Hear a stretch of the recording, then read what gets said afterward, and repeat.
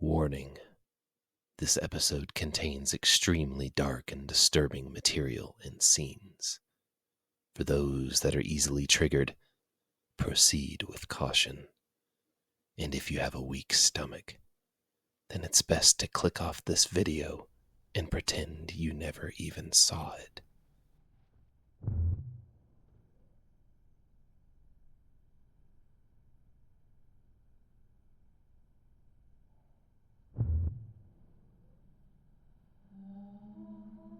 Darling, Georgia, 1961. The heat of the summer beat down on the streets of Darling, causing most folk to seek comfort wherever they could, given that this was before air conditioning was a standard found in homes. Some relied on electric fans cranked up to the highest speed to keep a steady push of air. Some victims of the heat swam in the cool waters of the local pool or lake, and a lucky few found themselves lingering longer than usual at the butcher's shop to just stand in front of the open freezer for a few moments of frigid bliss. The song of the ice cream truck blared from the vehicles as it made its way through neighborhoods. The promise of summer snacks brought the kids running out into the streets to wave their hands, signaling the vehicle to stop. Many parents even followed behind their young ones to purchase their own chilled treats. Excitement lit the children's faces as they tasted their favorite flavors of ice cream and frozen fruit juice. Anything to give just a bit of reprieve from the glaring rays of the sun that hung high in the sky above. 2 neighborhoods over, young Annabelle Fells could hear the song of the ice cream truck, carried on the hot and dry breeze, even over the sound of the cicadas. While 7-year-old Annabelle was brimming with excitement, she would need to be patient. It always took about 15 minutes from the moment she heard the distant tune before the truck rolled to a stop in front of her house. In the meantime, she sat in her backyard, playing with her 2 favorite dolls, Sally and Brian. Her imagined couple's picnic was interrupted when she had a strange feeling, like she was being watched. Annabelle raised her eyes and scanned the backyard, looking for something in the space between her home and the woods, only a stone's throw away. At the edge of that forest stood a man. He wore a solid white shirt and black pants. His silver gray hair was slicked back, and while most of the details of his face were hidden by the shade, Annabelle could see a broad smile stretched across his face. The young girl glanced back at her door, wondering if she should call out for her mom. But when she turned to face the trees again, the man was already approaching, much closer to her than he should have been from where he started. The girl waved to the strange man. He crouched slightly in a friendly manner, giving a gentle wave with 4 fingers on one hand. "Hello," Annabelle greeted. "Hello," the man said back. That single word sounded polite and cheerful, but concealed a tone of darkness that lurked beneath the surface, something Annabelle's young mind would not pick up. "Who are you?" she asked as she turned back to making her dolls move around the picnic scene she had set. "Well, my name is Jack. Yes, I am Jack. What is yours?" His voice was like a snake sliding through gravel. Annabelle Fells," she said with a pride only a 7-year-old could have for remembering her full name. Jack gave a mirthful chuckle. "Annabelle, what a beautiful name." Annabelle gave a bubbly giggle at his compliment. "Were you just in the woods?" "I was. Yes, I was." "What were you doing in there?" "Oh, just wandering, looking for something. Yes, something." "What was it?" "It don't matter no more. I found something else instead." "Oh, okay." Annabelle looked past him at the trees, but shrugged and dropped that line of questioning to ask something else. Are you from around here? No, just in the neighborhood. This very nice, peaceful neighborhood. Visiting a friend? The girl asked. I don't have no friends. Jack over-exaggerated the last word from this statement, which made Annabelle frown in kind. Well, that's sad. I'll be your friend. Jack's smile was back on his lips as if it had never left, a wide smile with too many teeth on display. Will you now? That's mighty kind of you. Yes, mighty kind indeed. Well, since we're friends now, do you want to play with me? Annabelle said as she offered her male doll with a glowing smile. There is nothing I would rather do more right now. He sat down in front of her and took the offered doll. Who's this? That's Brian. He's the cool guy that works on cars. Sally has a crush on him, so she asked him out on a picnic. She was nervous because she's shy. Sounds fun. Do you like playing with toys? I do. However, mine are a bit different than what others would call toys. I like it when they play back. Annabelle lit up when he said this. They make those? Where do you buy them? Jack ignored the girl and crooked his head to look at Annabelle's home. Why are you sitting out here all by yourself? It's summer. Where are your other friends? They're all on vacation. Teddy's in New Orleans visiting his family, and Jessica is camping in the Appalachians. Jack turned back to her. Where are your parents? Mama is inside taking a nap. She's always working late at the hospital, and Daddy's just left and gone to work. He's a deputy. Jack's eyebrows raised slightly. Oh, he is.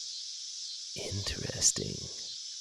Yeah, he catches all the bad people in town when they do crimes, like when he caught Bobby shoplifting. Good thing he's not around then. Annabelle stared at Jack in confusion. Why do you say that?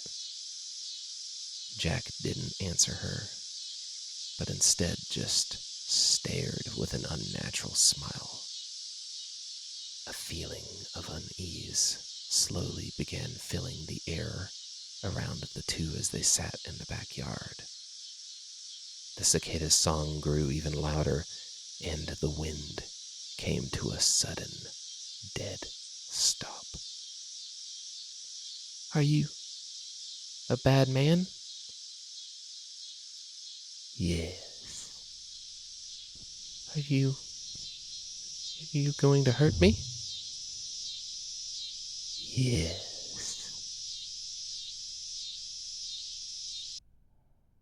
Sheriff Deputy David Fells rode through the center of Darling without a worry in the world. That day had started like any other, and it would end the same as any other. At least, that's what he thought. He took a sip from his second coffee for the day as he waited at a red light in his patrol car being driven by his fresh and new partner. Every red light, complained Olivia from the driver's seat. Olivia was a short but spry thing with a scorching temper and a taste for daring acts. Her brunette hair under her uniform cap was pulled back in a ponytail so tight, David wondered how she could even move her eyebrows. I gotta say, boss, I think it's so stovetop hot out here that the traffic lights gave up on doing their job. I think we should take that as a sign to do the same. Quit complaining, Olivia. We have a job to do. Darling doesn't even have its own police force, so we need to be the ones to find the local trouble. David chided the girl, who could only barely be called an adult. Olivia yanked on the collar of her uniform, clearly uncomfortable with the heat, and after rolling down the window, still began to fan herself off with one hand. How can you stand drinking a hot coffee in this oven of a car? I'm melting in this 1,000,000-degree weather. Hoo-wee! Her waving hand began to fan even faster. How can you stand wearing this uniform? I wear the uniform because it's part of the job, just like this patrol. David took another sip from his coffee. A car pulled up next to him. It was another pair of deputies, Patrick Dimitri and John Hughes. David gave a stiff wave as Patrick noticed him, waiting for the deputy to roll down the window. "Morning, sir," Patrick shouted across the short distance. His deputy's cap could not restrain the brush of fox copper hair he should have had trimmed and controlled. "Morning yourself. I see you actually managed to crawl out of bed on time today." Patrick gave a full laugh, even as he patted his neck with a sweat rag. "Rudy wouldn't shut the hell up and kept barking at something in the woods all night, so I've been up for a while." Patrick leaned toward his steering wheel to speak to Olivia. "Hey, Liv. Want to race to the station?" It was an open secret in the department that Patrick had a thing for the girl. "Oh, you are on, Pat," Olivia goaded before revving the car engine. "I told you not to call me that." Patrick revved his own patrol car and stared over at her with a confident grin. "Loser buys next batch." "If you start to win, I'm pulling you over," Olivia retorted. "How about you pups cool your heels?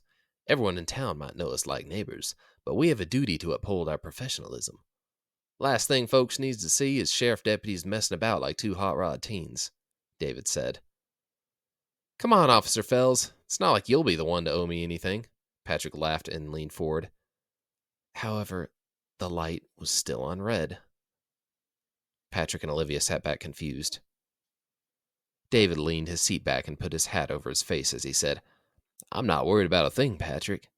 I'm just sparing you the indignity of losing to a girl." "I ain't scared of losing to Liv," Patrick started as he peered up at the traffic light. "But is this light broken or something?" David clicked his tongue in annoyance as he pulled his cap back into place and leaned his head out the window. "It might be, actually. I'll have to call someone to fix that. In the meantime, let's get to the office. Got work to do." In response, Olivia stomped on the accelerator. David held onto his cap but said nothing while Patrick shouted after the speeding patrol car in a fence. "Morning, everyone," Marguerite greeted as David, Olivia, Patrick, and John walked in the front door. Patrick continued ranting how Olivia had cheated and that he wasn't going to pay up. David just smiled and went to take his place in the station, laying his cap on the desk. "Marge, everything quiet this morning?" David asked her and finished his coffee. "We had a couple of calls from your neck of the woods. Keith and Carson both complaining about someone making a racket in the woods last night. Probably just Blake's boys hooting and hollering again. Lucy says she thought she saw someone creeping around her house, but who knows with her. Oh, Jerry swung by and dropped off this flyer. Another reminder for his concert Sunday night at the church." David grabbed the flyer she passed to him and looked. "Yeah, I'll have to swing by and check that out. Bring Annabelle, too. She's always loved his music." "Fells!" called Sheriff Maxwell from his office. "Need you in here on the double. Got some strange happenings in the woods." About 30 minutes later, there was a ring coming from the front door of the station as an unknown figure walked inside. He looked around as the sheriff's deputies worked, none acknowledging him yet. He stood patiently until Marguerite finished typing something out and glanced at the man over her glasses that rested at the tip of her nose. "Can I help you, sir?" she asked. The man stepped forward with a smile painted across his face like a smear of rotten grease across a canvas. "I'm looking for Deputy Fells." Marguerite pointed at David and leaned back to grab a folder as the man walked over to the deputy. David gave a quick glance before finishing a call to ask for the traffic light to be fixed. "What can I do for you, sir?" David asked after he hung the phone up. "I would like to report a crime." David sighed slightly as he thumbed through the desk calendar and quickly wrote a reminder to himself for Jerry's concert. "Okay, well, what's the nature of the crime?" The man leaned forward, his shadow covering the deputy's desk.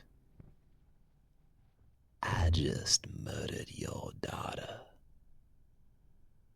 The world seemed to come to a complete halt. The constant chatter of the office stopped. The mute silence was devoid of even the ringing calls of the phones as everyone stared at the strange man. David's heart skipped a beat when he processed the words that were spoken. He felt like he had to have heard that wrong. He must have. David slowly lifted his eyes up to glare into the face of Jack. "What did you just say to me?" "You heard me. Those words eating at your mind like worms nibbling on your daughter's flesh. Go look for yourself if you don't believe me. I think there's still a few bits and pieces of her scattered about your backyard." Jack's crooked smile widened to a maniac degree. His square predator teeth were clear to see. Few gleamed a clean white. Others cracked and yellow. A few were black as rot. His centermost tooth was crooked, as well as longer and sharper than the rest.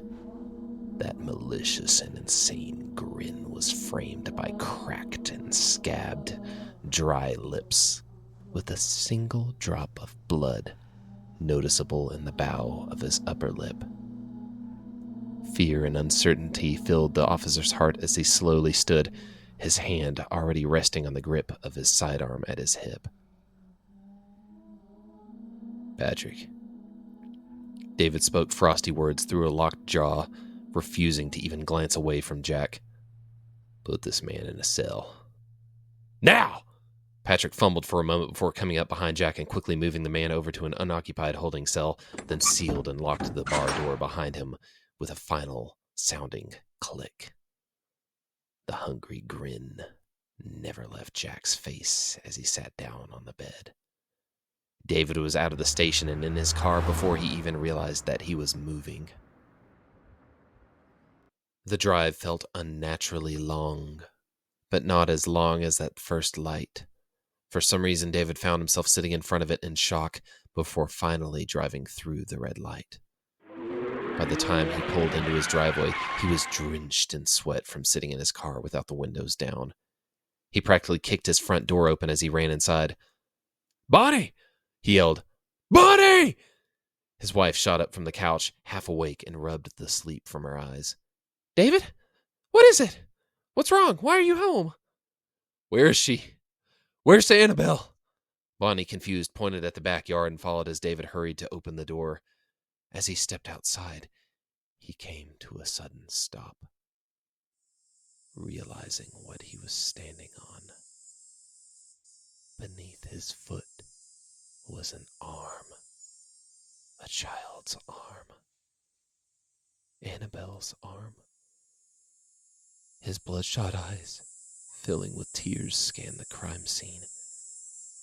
20 feet wide and painted with his daughter's blood. The pigeon blood ruby-painted blades of grass silently waved in the winds that dragged with them the clouds that finally blocked out the sun. The breeze kicked up like a grieving breath, making the wind chimes ring out in time with a distant growl of thunder. The world itself seemed to mourn the brutal passing of an innocent life. David felt his knees collapse out from under him as he began finding more pieces. He recognized her shoe with a foot still in it, a lock of her hair stained crimson and still attached to a bit of scalp, and the wall of the house was splattered with scarlet and pink, painted in gore. David's wife behind him was still and quiet, but he wasn't. When the truth finally set in, David let out a horrific scream, a howl of agony like some wild beast who had lost a leg. He wordlessly cried to the darkening sky loud enough to fray his vocal cords as the peace of his world shattered. No. No! No! No!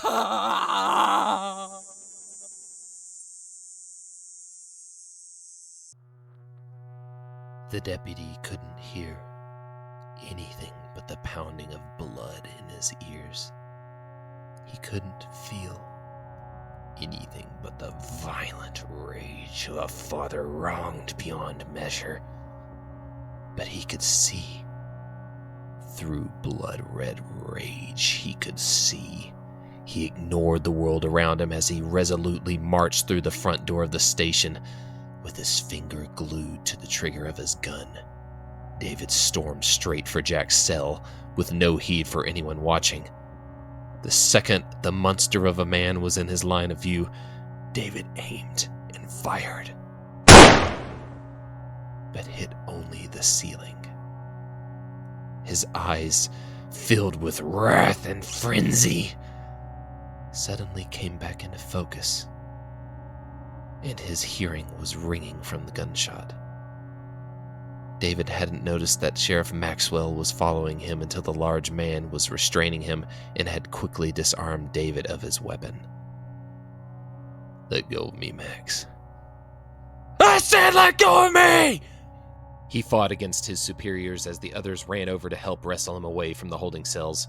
As David was dragged kicking and screaming from the cells, he snarled, "My daughter!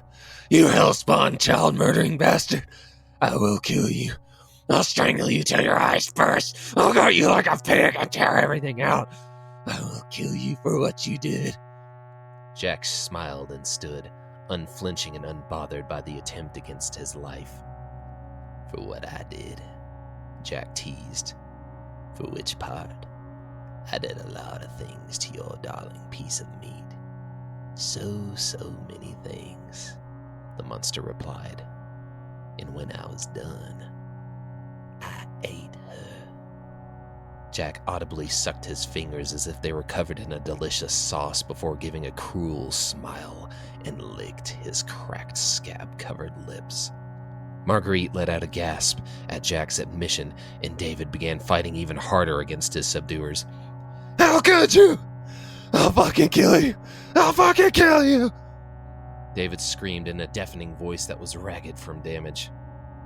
Eventually, Sheriff Maxwell and 4 deputies forced the enraged and grieving father into a chair as far away from the cells as they could find. The sheriff set the arrested service arm on a desk well away from David before walking over to the man while wiping sweat away from his bald head. "Where are the keys?" David demanded as he made to stand, but Olivia and Patrick forced him back down to the seat. "Give me my damn gun and open the fucking door, Max. Open it now!" "You know I won't do that, David. He turned himself in and is just as protected as he is required to go through due process. He's not going anywhere," Maxwell said as he stressfully stroked his beard. "Other than the jail, then the chair. Trust me, Dave. He'll get what he's due. Just trust the system. It's over." David lunged for the sheriff with grasping hands and gripped the large man by his uniform. "You're letting that thing in there have rights?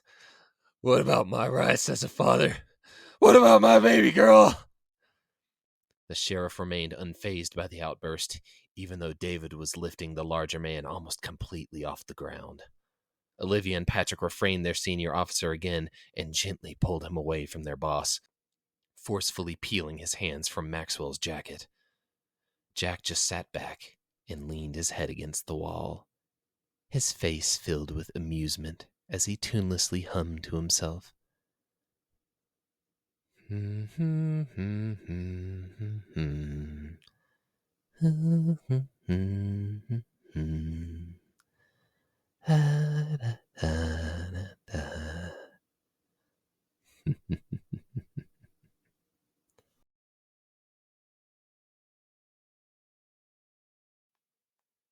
It took several hours for everyone to convince David to leave the station. It took the officers even longer to figure out just what had happened at the murder scene. Law enforcement and neighbors surrounded the Fells family's home before the crime scene was blocked off. One of the neighbors had managed to get a good look before being shooed away, their face as pale as a winter's snow. The nosy viewer, one Miss Knockins from 3 doors down, began to spread word through the neighborhood of the scandal and spout her own theories of what happened. Not long after Miss Knockins, known as Nosy Knockins, was ushered from the scene, an even larger crowd had gathered in front of the Fells' home. Shocked gasps were uttered every time a theory was spoken, and panic began to take root in the local community. It did not look good when one Deputy John Hughes rounded the corner and violently vomited next to the side of the house after seeing the rumored scene. David and his wife were sitting in the front yard in a state of numb shock. Deputy Brown trying his best to get answers from the couple, but to no avail. David only said the same phrases. "I found her like that," and "that monster admitted it," were foremost among his responses. Bonnie Fells was completely unresponsive to any questions or touch from anyone, including her own husband. Eventually, the crowd was pushed back and forced to go home. However, the damage had already been done. The stories had begun to spread throughout the town of Darling, like a disgusting disease, infecting everyone who heard it with a horrible feeling of dread that took away from them their sense of peace.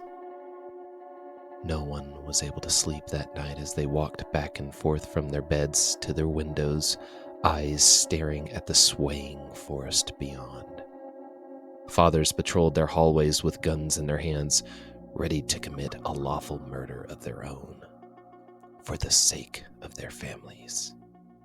The locks that had already been checked many times before were checked again and again.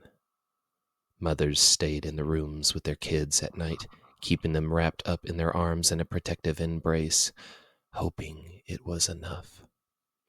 The whole town jumped at every creak and groan of their old houses, their hearts pounding in their chests. The whole time, Jack, the origin of this plague of fear, sat within the bars of a heavily monitored police station with a wicked and crooked smile that never left.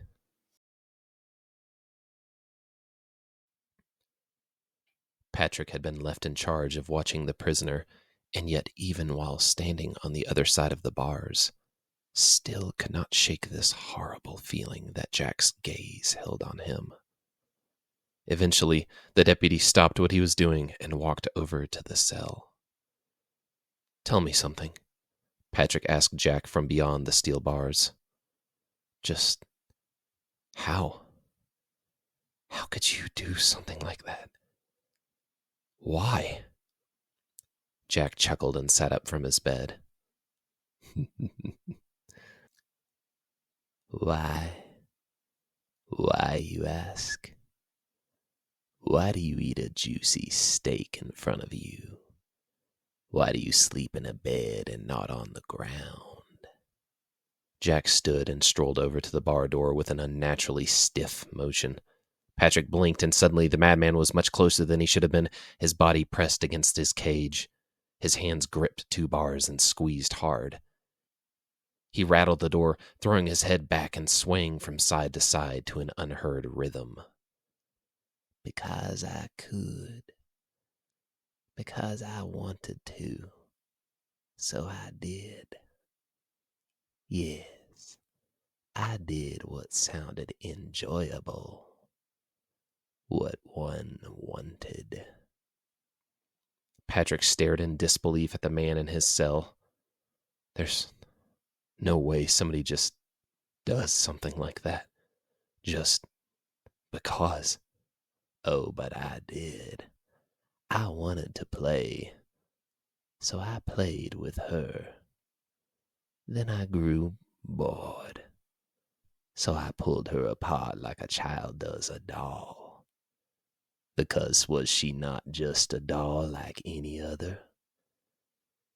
Then I was hungry. So I had a bit more than a nibble. Patrick stepped away for a moment and placed his hands on his hips, his head slowly shaking back and forth.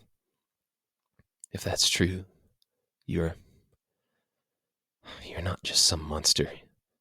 You're a demon from hell, from the deepest, blackest pits of hell. No man does this. Men do this and worse. Most people just do not want to believe. Turn away from the things that you find distasteful.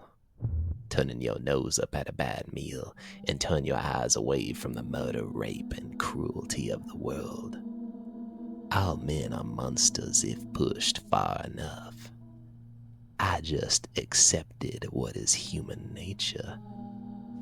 And beyond that, it comes with a sense of freedom that most never feel. Why don't you try it yourself? Dip your toes into those waters. You might like it.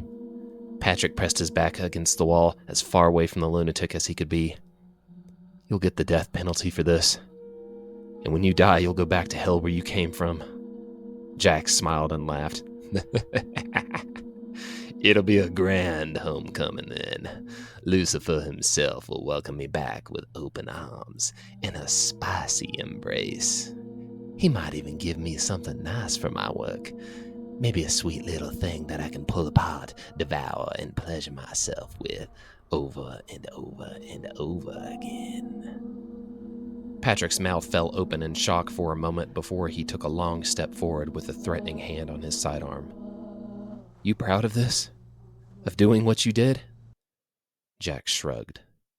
It was not my greatest piece of work, but it passed the time and filled my belly. Though, for someone as far and innocent as you, it must have been some grand display of violence and brutality. A painting in blood, gore, and viscera on the canvas of a sweet home, filled of gentle love and innocent dreams. Nothing is more beautiful than when the innocence is brutally ripped away to expose the gruesome and dreadful heart of the truth. Thick with the scars of reality and ripe with the rot of true pain and loss. Patrick squeezed his eyes closed to shut out the mental images and stepped away. He took a deep breath. Who are you? The man in the cell clicked his tongue as he began slowly walking around in his limited space.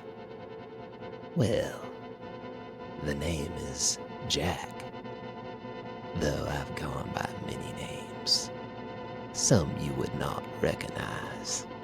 Some your human tongue could never pronounce. But there's one I've heard this town mention in whispers a long time ago. Crook-Tooth Jack. This made Patrick's heart stutter and stomach slowly churn at the memory of the stories tied to that name. Their eyes met. Crook-Tooth Jack? The deputy asked with an obvious hint of disbelief. That old monster legend? A cryptid? You're saying you're the Crook-Tooth Jack? Who's Crook-Tooth Jack? A voice came from behind Patrick. He spun around in surprise as Olivia approached. Sorry, didn't mean to spook you. I know everyone's on edge. Can't imagine why. Olivia finished her sentence while looking at Jack with pure disgust and hatred. Patrick wandered over and sat at the edge of his desk. While the spot was easily within earshot of Jack, Patrick simply couldn't stand looking at the caged beast any longer and made sure he was at least out of sight of him. I'm surprised you haven't heard of him before. Although I guess you are a bit new to town. Crook-Tooth Jack is mostly a boogeyman of Darling, used by parents to keep their children in line. Where do I start? Patrick accepted the coffee offered by Olivia and took a long pull, quietly wishing it was something stronger. Much stronger. I guess let's start with the fact that Darling is an old town. A very old town. This town was founded by some of the first settlers to the States as far back as 1790, though there are legends of there being an abandoned settlement here long before the official town raising. A Roanoke kind of thing. Patrick coughed into a fist when he realized he was rambling. Anyway, the story goes that there was a man named Jack, a man of pure evil, if he was even considered a man anymore. More like an immortal entity. Immortal? Asked Olivia. Patrick nodded. Anyhow, I'll continue the story. Out of habit, however, Patrick unconsciously slipped into his old storyteller mode he switched to when he was a kid, the one he would often use during a camping trip while trying to scare those around him with a terrifying tale.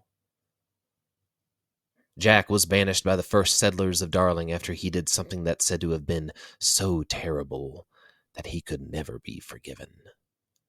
Not while humans walked the earth. Everyone in town has their theories about what he did, but it was never truly confirmed. The truth of what exactly had happened remained a mystery.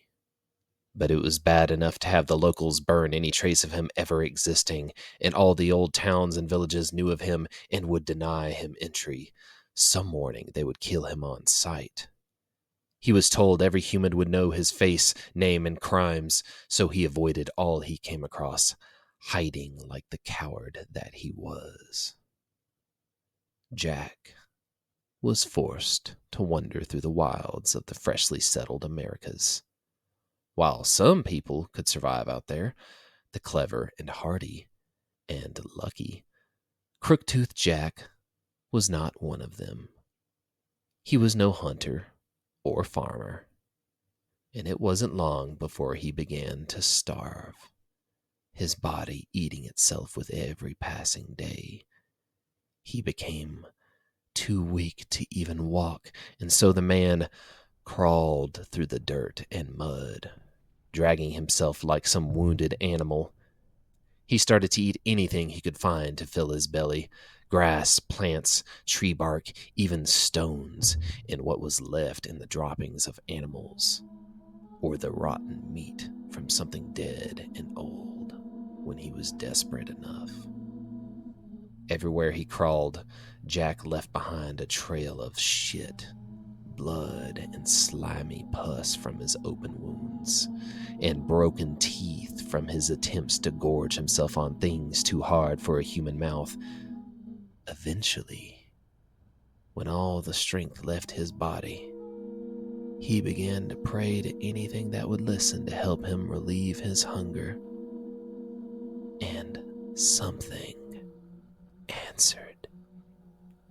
Something deep below the earth, where the fires that never end continue to burn, where the earth hardens and allows not even a sliver of sunlight through the tiniest of cracks.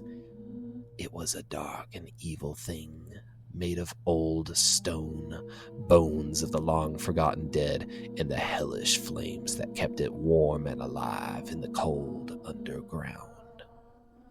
This thing spoke to Jack. Its deep voice of grinding bones and rocks could only ever be heard by those who were desperate enough to listen for something beyond their own God's words. The monster offered him what he sought. And not just that. It offered him strength, immortality, and more. No longer would Jack feel fear, but would instead turn that fear back against the ones that had banished him. He would make them even more terrified of him than they ever were before. No one would feel safe from Jack while he had this power.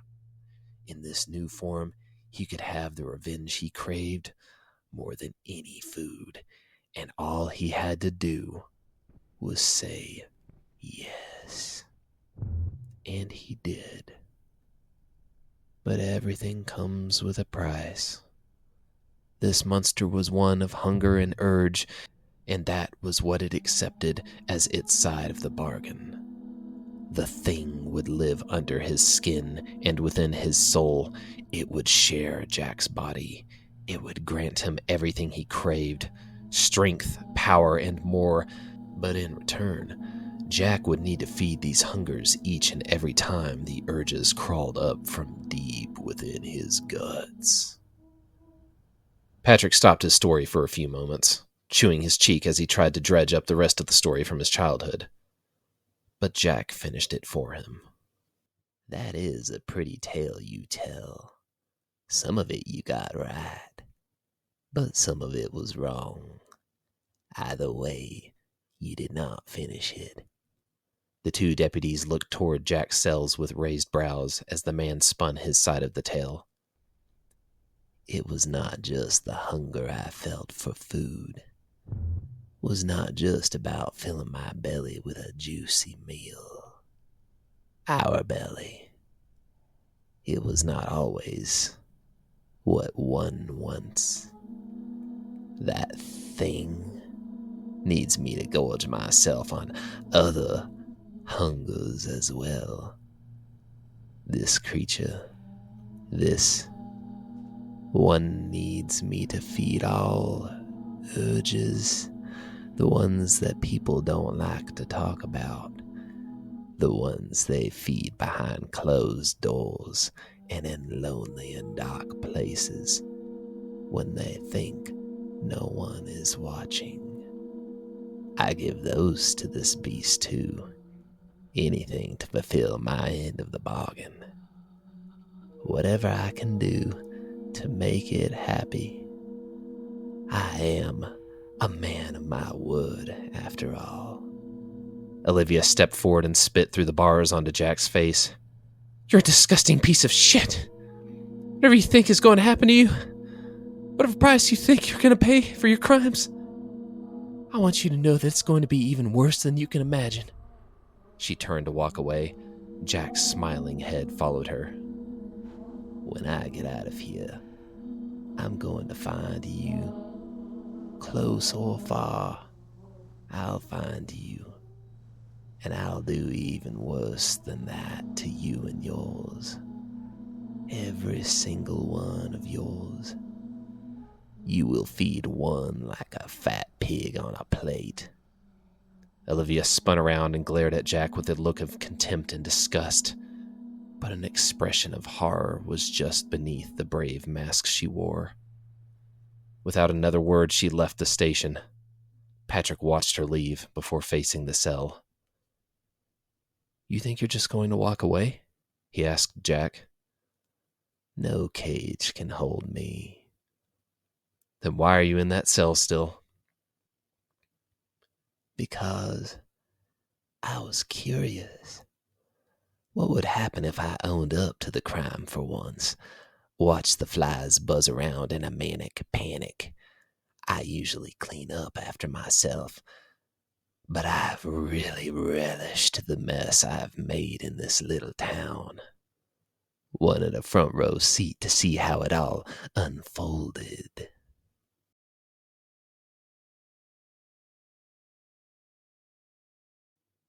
David sat in the living room of his house that no longer felt like a home. Instead, just four walls and a roof, staring at his reflection in the TV screen. His wife had managed to fall asleep after finally breaking down. It had been a horrible thing to witness. The sounds a parent makes when losing a child is always terrible. But like this. David stood and walked over to the back door. There were still a couple of people walking behind his house, taking pictures of the crime scene. In this moment, David felt nothing. Even when he thought of Jack sitting back in his cell, the sheriff's deputy felt nothing. Although he knew he would soon, and when it happened, he was worried how it would manifest. Would he fall apart like his wife? Would he fly into a rage and destroy the living room or the whole house? Or would he do something worse?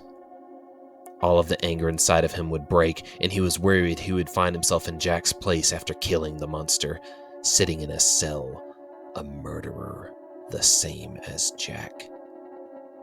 Deputy John had asked for his personal firearms, so he wasn't tempted to do anything drastic, and was, at the moment, parked outside of the house.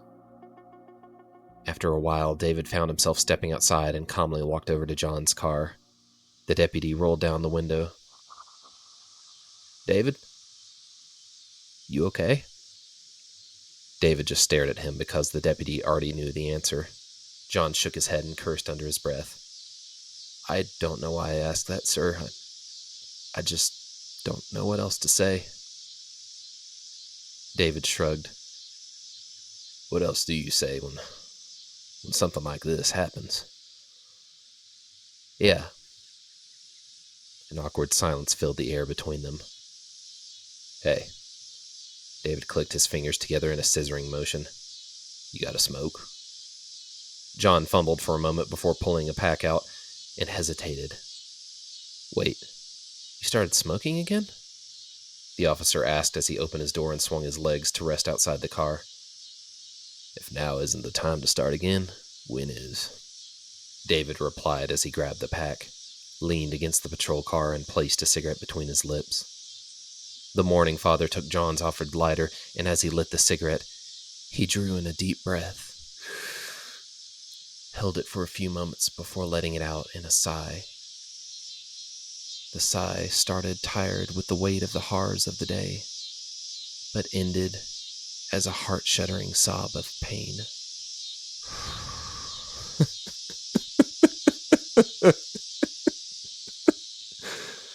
David broke down against the side of the vehicle, holding his face in his hands. Tears streamed down his face and choked sobs wrenched their way out of his mouth. John jumped out of the vehicle and tried his best to comfort the bereaved parent, repeatedly apologizing in a panic with anything that came to mind. "I'm sorry too," David said in an unexpectedly leveled voice. John didn't even have time to think before David knocked the deputy out with a well-placed left hook to the deputy's jaw with a loud clack. David quickly grabbed the man's keys and issued sidearm before stepping into the patrol car and began to drive. "I don't care what happens to me," he thought. "I'm going to blow that fucker's brains all over the cell."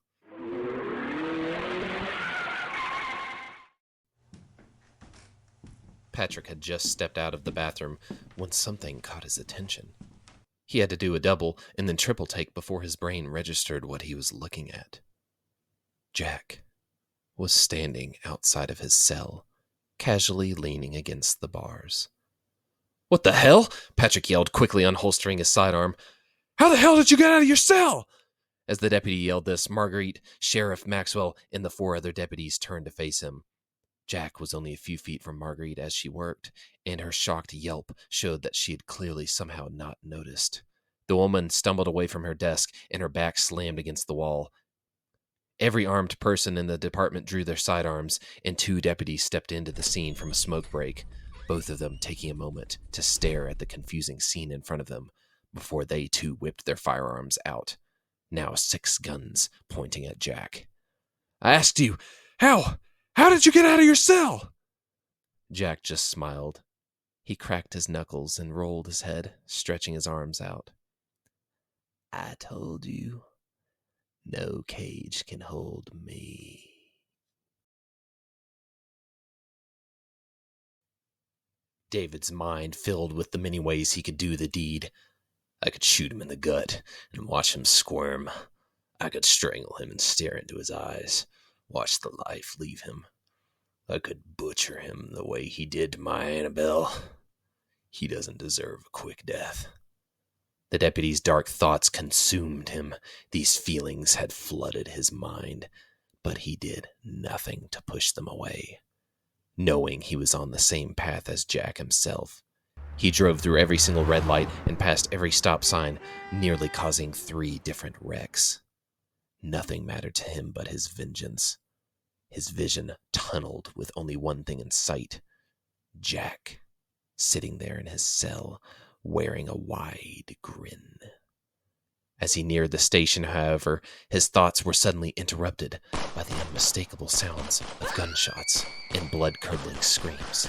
He could see a couple of bystanders watching from the safety of their stores and cars, but most others fled the scene. David slammed on his brakes and got out of the stolen car in front of the station, his borrowed gun already in his hand. He rushed over to the door as the last gunshot went off. Several moments passed, as the deputy forced himself to kick in the front door and aimed his sidearm ahead of him. What was inside was much, much worse than the scene behind his house where he had found Annabelle. Blood absolutely drenched the police station. Body parts were all over the place, on the floor, the desks, spinning from the ceiling fan, intestines hung from the roof before slowly stretching and falling away with a sickening plop. Sheriff Maxwell lay only 4 feet away from him, ripped in half, his dead gaze staring at the ceiling. Marguerite's body was crushed to a pulp between 2 bars of Jack's cell door, her body only recognizable from her floral print sundress. A headless corpse lay nearby, one David could not identify as his eyes scanned the room, trying to piece together in his brain what was what and who was who from the morbid flesh and bone jigsaw that occupied the entire room. The other bodies weren't even recognizable. David's horrified gaze slowly wandered until they found his target. Standing in the middle of this butchery was Jack. Laughing maniacally as he dripped with blood, he smeared it across his face and body with one hand as if he were trying to bathe himself in it. The other hand held Patrick's severed head, his eyes quickly blinking and mouth twisting as if trying to say something. "You're still in there, aren't you? What are you trying to say, deputy? Struggling to find the right words?" Jack's head turned and faced David when he noticed him. He turned Patrick's head as well. "Oh, look, it's fellow Fells, come to rescue you. A bit late for that, unfortunately." Jack tossed Patrick's head over his shoulder and began to laugh a maniacal laugh that filled the station. Without another moment of hesitation, David leveled his gun, drew a clear line to the bastard's head, and fired. Each bullet hit Jack right in the center of his head, which did nothing. Nothing except stop the laughter coming from the monster's mouth. Jack smiled at David with his crooked teeth, which looked much longer and more twisted than before. "David Fells, Deputy Fells, fellow Fells, I knew I would see you again." David gasped for a moment in disbelief before firing again, the second bullet hitting Jack in the throat, but the wound did not bleed. It did nothing to stop the man's approach. David rapidly discharged the remainder of his ammunition, hitting Jack's heart, lungs, and head 2 more times. Then he was out of ammo, standing there with a clicking weapon. "Shit," David silently whispered before leaning back.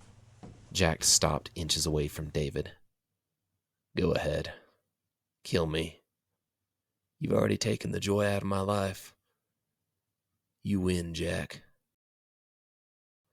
Jack's smile stretched wider at hearing the admission. No, I do not think I will. I like you the way you are. I think I'll leave you just like this." David and Jack stared into each other's eyes for a long moment. "The whole world will see you. They'll see the camera footage. They'll know who and what you are. You won't be able to hide anymore. Not for long." Jack chuckled. "Unfortunately for you, those cameras stopped working the moment I stepped into your station.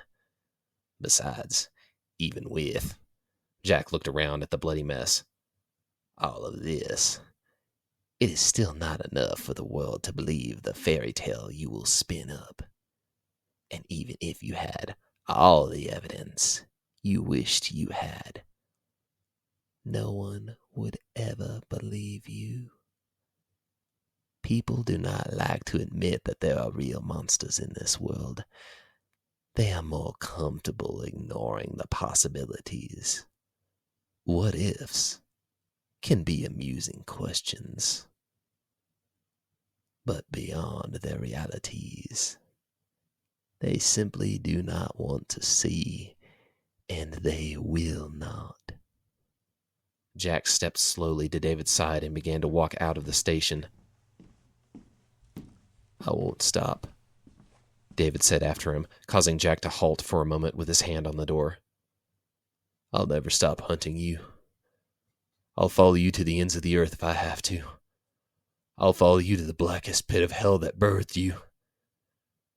I'll make sure you get what you deserve. Jack chuckled as he turned back. Good.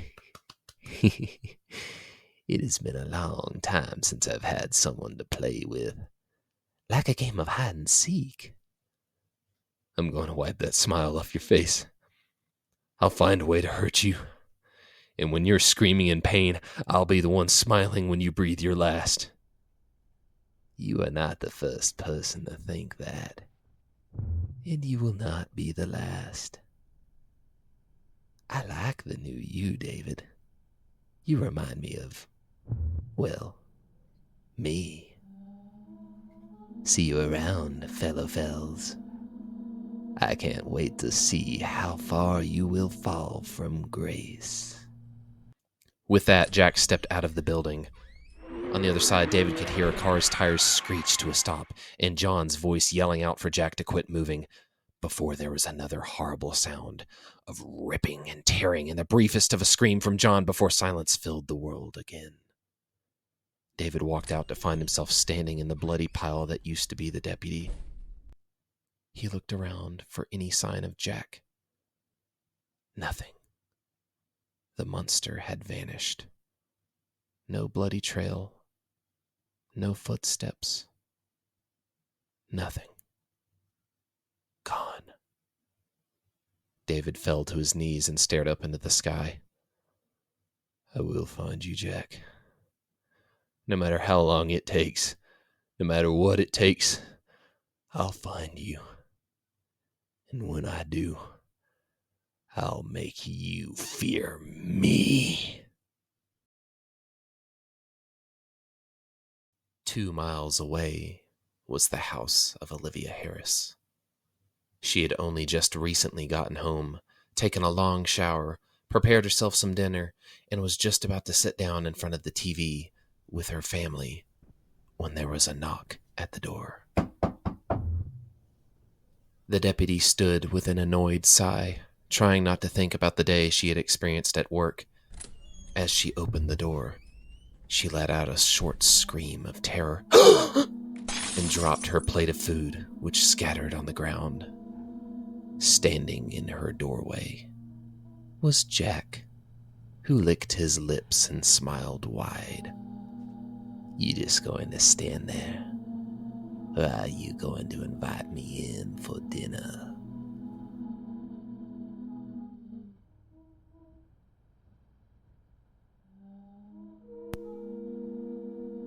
Hey everyone, a quick announcement. This is Lucas, the creator of Adam's Lost Journal. Just wanted to touch base with you guys a little bit after that episode.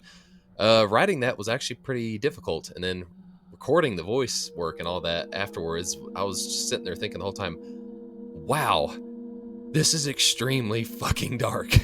Like, holy crap, this is probably the darkest story I've ever written. And it's probably going to be the darkest story in the entire series. So just, you can let out a sigh of relief at least, knowing that it's not going to probably get that dark again.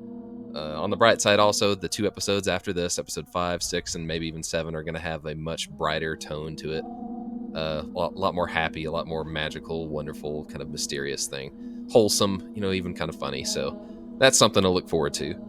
And just wanted to thank everybody for listening and whatnot. And I wanted to thank my editor for hopping in and helping out with finishing up writing this. He asked me while I was working on it, or when I sent him the finished product, he asked, hey, do you mind if I go in here and touch up some stuff? And I was also asked, do you want this guy to be real creepy? Do you want him to really, do you want him to really jump out at people, freak them out? And I was like, oh yeah, go for it. Do whatever you need to. And so Valverin Dreadwood, my editor, really went for it this time. He really he added in quite a lot of flavor, quite a lot of stuff to this particular story, and it came out pretty well. Both of our, I feel like, writing styles intertwined pretty well, and we've created a hell of a story, hell of a villain. This is not the last time you'll see Crook-Tooth Jack, and hopefully by the time you see him next time, vengeance will come to him. Justice will be served. But we'll see when that happens.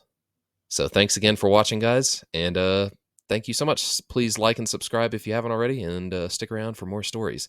It'll come out once every other week on Thursday at around 3 p.m. Mountain Standard Time. So thanks again. I'll see you guys later.